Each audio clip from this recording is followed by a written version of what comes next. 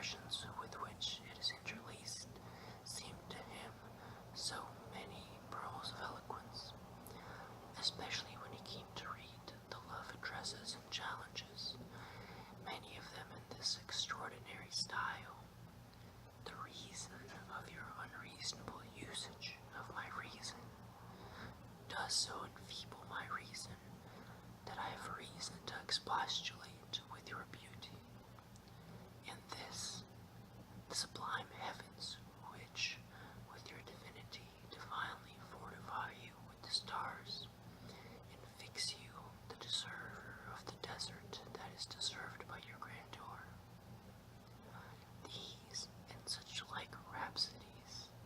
strangely puzzled the poor gentleman's understanding while he was raking his brains to unravel their meaning, which Aristotle himself could never have found, though he should have been raised from the dead for that very purpose. He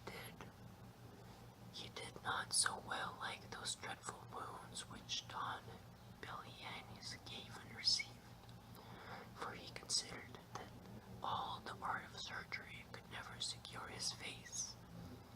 and body from being strangely disfigured with scars. However, he highly commended the author for concluding his book with a promise to finish that unfinished adventure, and when many times he had a desire to put pen to paper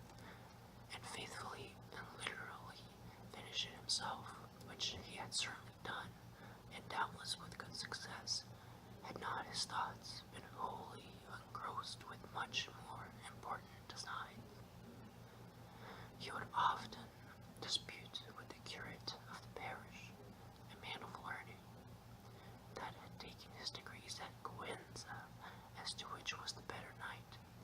Palamerin of England, or Amadis de Gaul. But Master Nicholas, the barber of the same town, would say that none of them could compare with the Knight of the Sun, and that if any of them came near him, it was certainly Don Galore, the brother of Amadis de Gaul, for he was a man of most commodious temper. Neither was he so finical, nor such a whining lover as his brother, and as for courage, he was not a jot behind him. In fine, he gave himself up so wholly to the reading of romances, that at night he would pore on until it was day, and would read on all day until it was night. And thus a world of extraordinary notions, picked out of his books, crowded into his imagination. Now his head was full of nothing but enchantments, quarrels, battles, challenges, wounds, complaints, love passages, torments, and abundance of absurd impossibilities, insomuch that all the fables and fantastical tales which he read seemed to him now as true as the most authentic histories. He would say that the Cid Ruy Diaz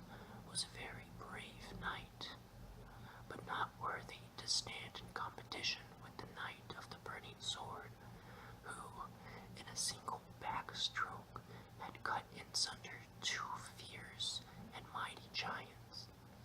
He liked yet better Bernardo del Caprio, who, at Roncesvalles, deprived of life the enchanted Orlando, having lifted him from the ground and choked him in the air, as Hercules did Antaeus, the son of Earth. As for the giant Morgante,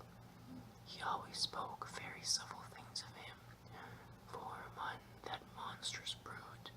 who were never intolerably proud and insolent, he alone behaved like a civil and well-bred person. But of all men in the world, he admitted he admired Ronaldo of Montalban, and particularly his carrying away the idol of Mahomet, which was all massy gold, as the history says, while he so hated the traitor Galalon, that for the pleasure of kicking him handsomely, he would have given up his housekeeper, nay, and his niece into the bargain. Having thus confused his understanding, he never unluckily stumbled upon the oddest fancy that ever entered into a madman's brain. For now he thought it was convenient and necessary, as well for the increase of his own honor as the service of the public, to turn knight-errant, and roam through the whole world, armed cap a pie, and mounted on his steed in quest of adventures, and thus imitating those knight-errants of whom he had read, and following their course of life, redressing all manner of grievances, and exposing himself to danger on all occasions. At last, after a happy conclusion to his enterprises, he might purchase everlasting honor and renown. The first thing he did was to scour a suit of armor that had belonged to his great-grandfather, and had lain time out of mind, carelessly rusting in a corner. But when he had cleaned and repaired it as well as he could, he perceived there was a material piece wanting, for, instead of a complete helmet, there was only a single headpiece. However,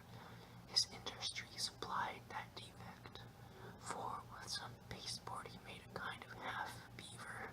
or visor, which, being fitted to the headpiece, made it look like an entire helmet. Then, to know whether it was cutlass-proof, he drew his sword and tried its edge upon the pasteboard visor, but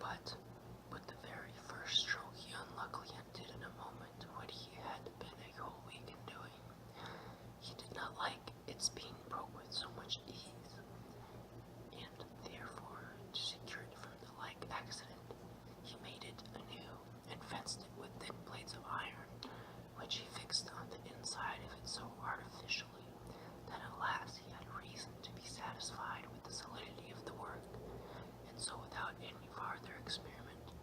he resolved it should pass to all intents and purposes for a full and sufficient helmet. The next moment he went to view his horse, whose bones stuck out like corners of a Spanish rail, being a worse jade than Gonellus, cui tantum bellis estas servit. However, his manners, his master thought that neither Alexander's Bucephalus nor the Cid's Baebica could be compared with him. He was 4 days considering what name to give him, for, as he argued with himself, there was no reason that a horse be stripped by so famous a knight, and withal so excellent in himself, should not be distinguished by a particular name. So, after many names which he devised, rejected, changed, liked, disliked, and pitched upon again,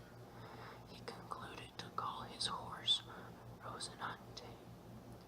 Having thus given his horse a name, he thought of choosing one for himself, and having seriously pondered on the matter 8 whole days more, at last he determined to call himself Don Quixote, whence the author of this history draws this inference, that his right name was Quixote, and not Quixote, as others obstinately pretend. And observing that the valiant Amadis, not satisfied with the bare appellation of Amadis, added to the name of his country, that it might grow more famous by his exploits, and so styled himself Amadis de Gaul. So he, like a true lover of his native soil, resolved to call himself Don Quixote de la Mancha, which addition to his thinking denoted very plainly his parentage and country, and consequently would fix a lasting honor on the part of the world. And now, his armor being scoured, his headpiece improved to a helmet, his horse and himself new named, he perceived he wanted nothing but a lady, on whom he might bestow the empire of his heart. was sensible that a knight-errant without a mistress was a tree without either fruit or leaves, and a body without a soul. Should I, he said to himself, by good or ill fortune, chance to encounter some giant, as it is common in knight-errantry, and happen to lay him prostrate on the ground, transfixed with my lance, or cleft in two, in short, overcome him and have him at my mercy, would it not be proper to have some lady to whom I may send him as a trophy of my valor? Then, when he comes into her presence,